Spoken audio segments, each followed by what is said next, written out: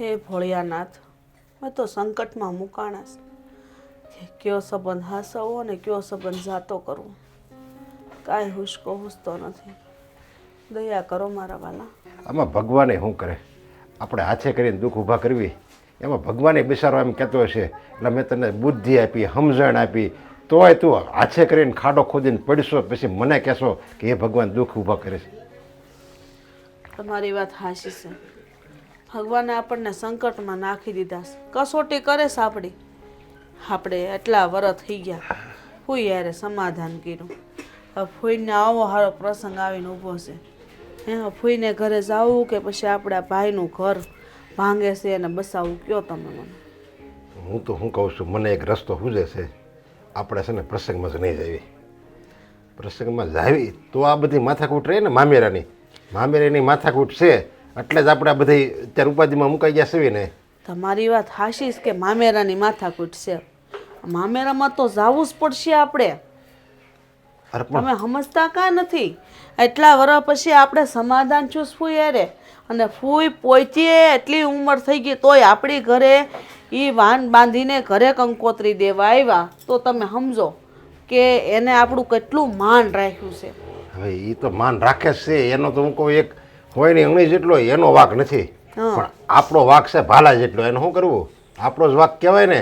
આપણા ઘરમાં પડોશણ હોય તો એમાં એનો શું વાક લ્યો?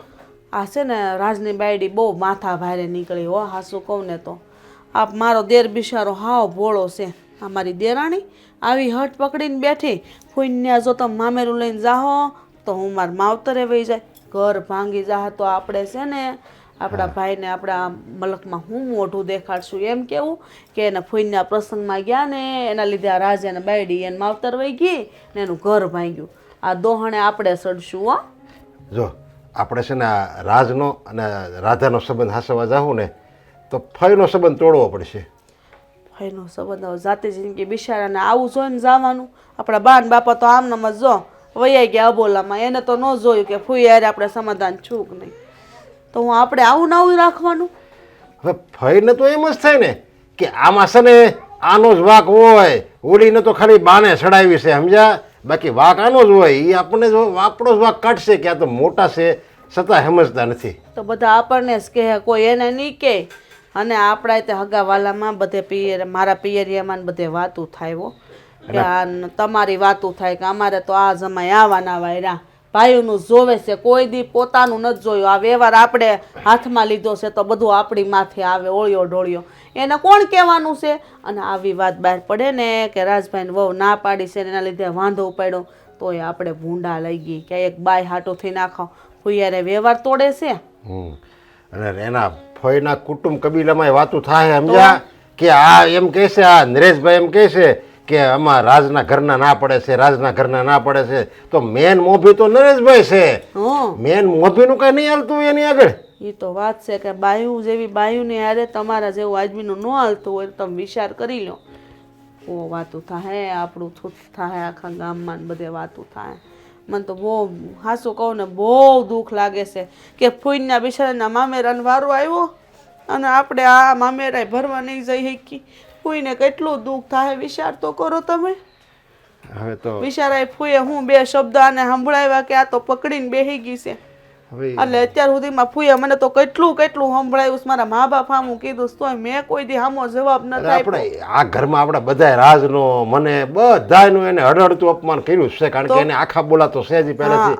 એમાં આપણે આ રાધા વહુને લાગી ગયું લ્યો જરીક. આવું ન કરાય એને. આપણે બે કોરથી મૂંઝાણા જ નથી. આની કોર રહેવાય એમ નથી. આની કોર આપણે તો છે ને ગમે એમ તો આપણા ભાઈનું ઘર સાંધવું જોઈએ ને ફૂઈને ઘર જાતું કરવું જોઈએ. શું કરશું કયો? દુઃખ તો ઘણું થાય પણ શું કરવી હવે?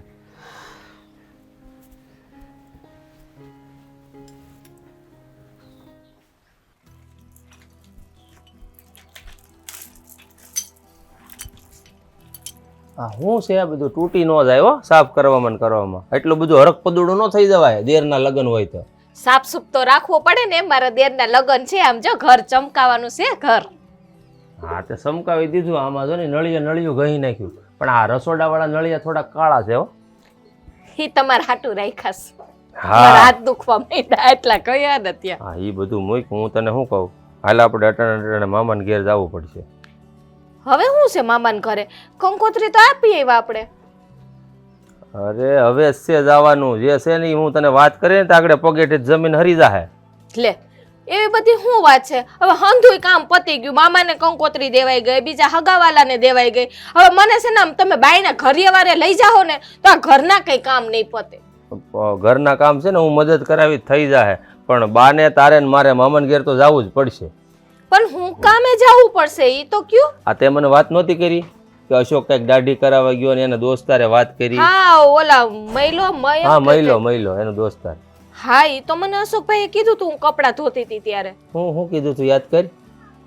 એને હા મામાનું કીધું કે એવું કઈક વાત મળી હતી આ નહીં આવે લગનમાં, મામેરું કરવું પડશે ને ઓલા રાજભાઈ ને વહુ ને એવું કઈક કેતા હતા. હા તો ઈ વાત હાચી છે, ઈ ન થાવવાના મામેરું લઈને.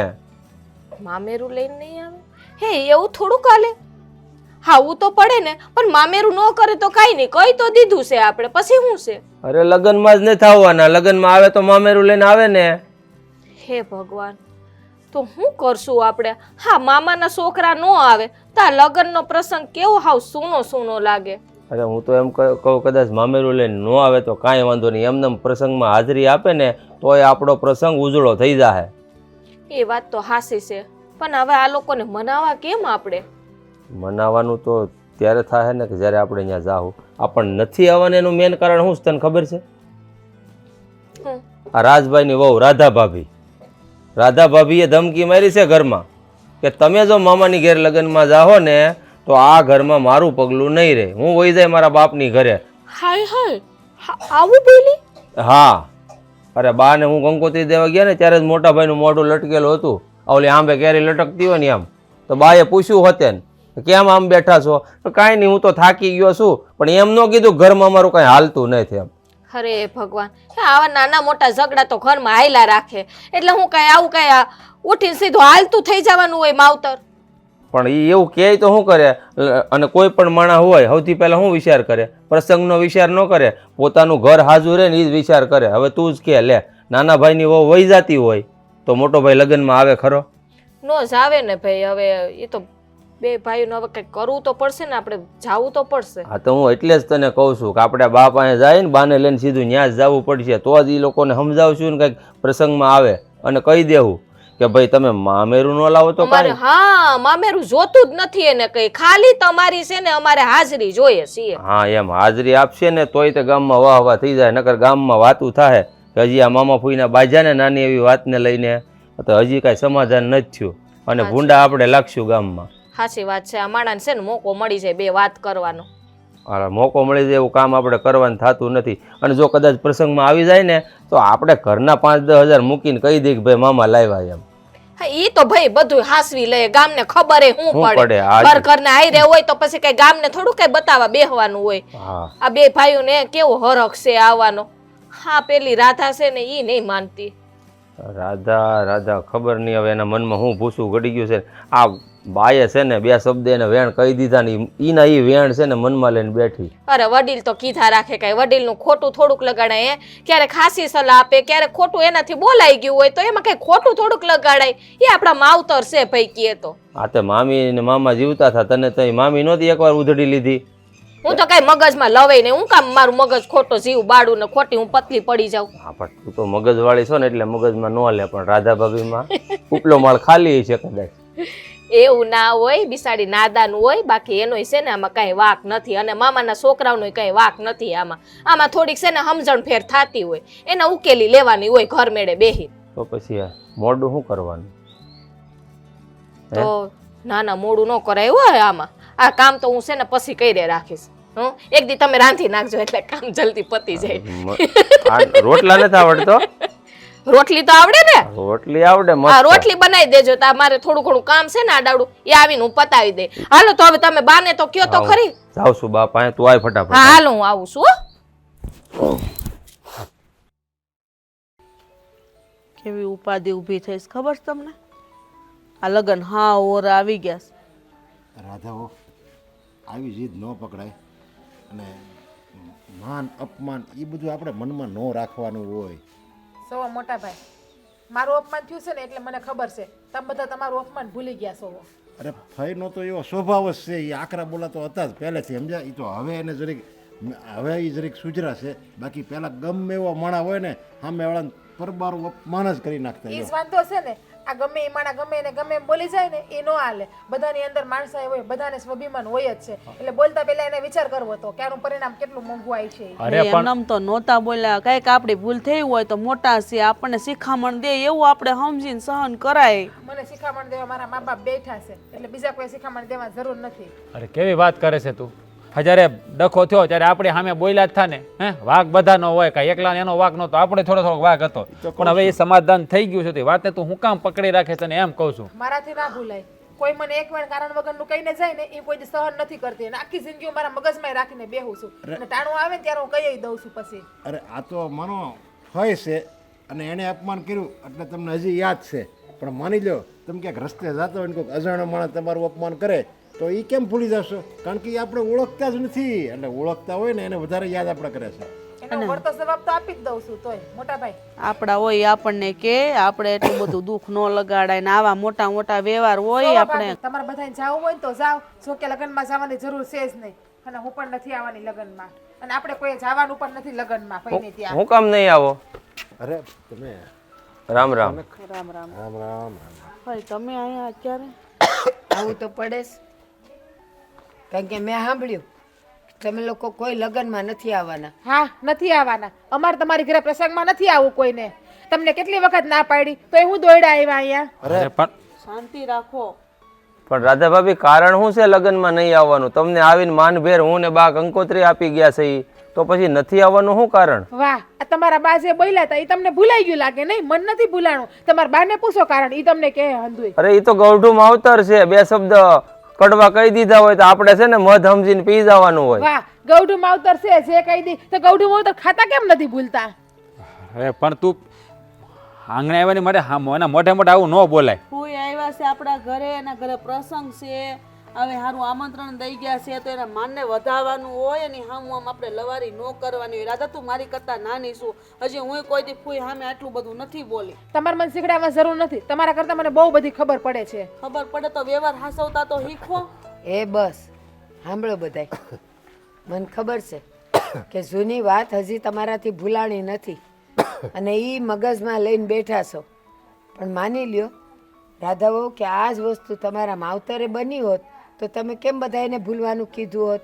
હવે અહીંયા બે શબ્દ હું મેં તમને હારા અને શિખામણના કહી દીધા તો તમને અપમાન લાગી ગયું. પણ હાલો, એ વાતમાં હું તમારી માફી માંગી બસ. પણ મારા પ્રસંગે તમારે બધાએ આવવાનું છે, મારું આંગણું અને મારો પ્રસંગ તમારે શોભાવવાનો છે. અને એક વાત બીજી, મારે મામેરામાં કાંઈ નથી જોતું, તમે હાજર થાવ ને એ જ મારા માટે ઘણું ઘણું છે.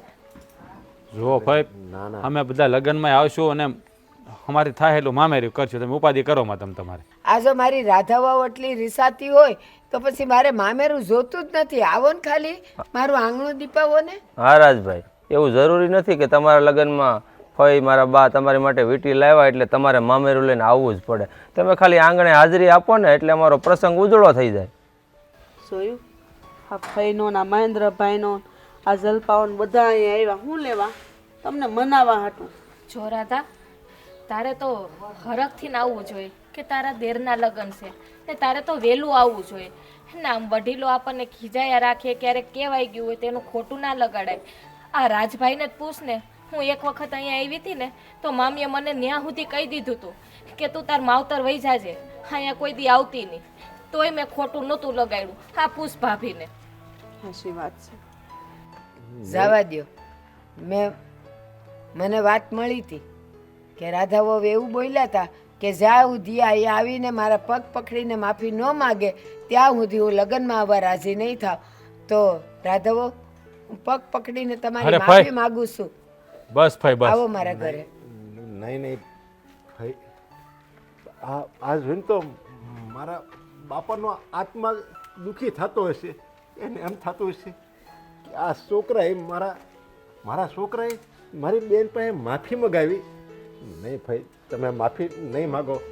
મને ખબર પડી ગઈ છે કે જો હું તમારા લગ્ન પ્રસંગમાં જાય ને તો મારા ભાઈનું ઘર તૂટી જાય, અને મને મારા બાપાએ કીધું હતું કે જો નરેશ તું તારા ભાઈનું તારા દીકરાની જેમ ધ્યાન રાખજે, એટલે એને મેં વસન આપ્યું છે, એ વસનમાંથી હું નહીં ફગી શકું, અને માફ છે ને તમે મને કરી દેજો. બસ મોટા ભાઈ બસ. અમે નહીં આવી કે અરે માફી માંગવાથી જો રાધા બહુ સમજી જતા હોય, અને એણે એમે કીધું હતું કે હું કાગળિયા મોકલી દઈશ જેવો લગ્ન પ્રસંગ પતે એવું, તો હું કોઈના ઘર ભાંગવા નથી માગતી. બસ આવો મારા ઘરે ને મારો પ્રસંગ ઉજળો કરી જાઓ. અરે પણ અમારા ઘરમાં ડખા થાય, અમારા ઘરમાં મારા નાના ભાઈનું ઘર ભાંગે, એની કરતાં તો સારું છે કે અમે તમારા ઘરે પ્રસંગમાં ન આવી, મામેરું લઈને ન આવી. બસ મોટા ભાઈ બસ બસ ભાઈ. જો રાધા સાંભળી લે, તારા લીધે મારા ભાઈની આંખમાં આહુડા આવ્યા છે. મારા વડીલ સમાન ફઈ તારી માફી માંગે છે, છતાં તારે ન સુધરવું હોય ને તો જતી રહે તારા બાપના ઘરે, નથી જરૂર તારી. મારા ભાઈને તારા લીધે એની આંખમાં આહુડા આવ્યા. અરે જે ભાઈ મને ક્યારેય બાપની કમી મહેસૂસ નથી થવા દીધી, આજે તારા લીધે એ મારો ભાઈ ચોધા રાહુડે રડી રહ્યો છે. તારે લગ્નમાં ન આવવું તો કાંઈ નહીં, અમે હંધાઈ લગ્નમાં જાહું અને મામેરું કરશું. અરે ન આવવું હોય ને તો કાંઈ નહીં, જા હાલતી તારા બાપના ઘરે. નાના રાજ ના મોટા ભાઈ, તમે હવે એક પણ શબ્દ નહીં બોલતા. અરે જીજ્ઞાઓ, મારો ભાઈ બોલી ગયો એના બદલ હું માફી માંગુ. અરે મોટા ભાઈ, તમારે માફી માંગવાની કાંઈ જરૂર નથી. જે સ્ત્રી મારી વેદના ન સમજી શકે, મારા ભાઈનું અપમાન કરે ને, એવી બાયડી મારે નથી જોતી. જા જતી રે તરફ. હા, તમે કેવી વાત કરો છો? અમારી ઘરે પ્રસંગમાં આવવા માટે તમે તમારું ઘર તોડવા તૈયાર થયા, અને ભાભી આ તમારું કેવું કઠોર હૃદય છે કે આટલા બધા લોકો તમને સમજાવે છે, તમારી માફી માંગે છે, છતાં પણ તમે પથ્થર દિલ લઈને ઊભા છો.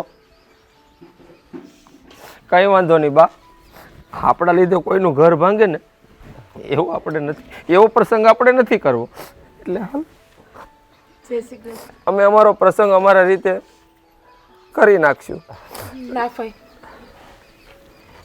અમે બધા આવશું લગ્નમાં.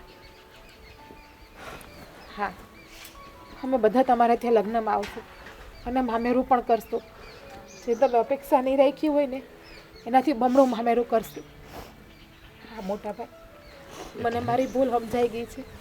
હું જે જીદ લઈને બેઠી હતી ને એ જીદ મારી ખોટી જ હતી. અને મોટા ભાઈ, તમે તો મારા બાપ ઠેકાણે જોવો, તમે મારી પાસે આ રીતે હાથ જોડો એ સારું ન લાગે. ભાઈ, ભૂલ તો મારી જ છે કે મેં તમારી નાની અમતી વાતને મનમાં લઈને બેસી ગઈ હતી. મને માફ કરી દેજો.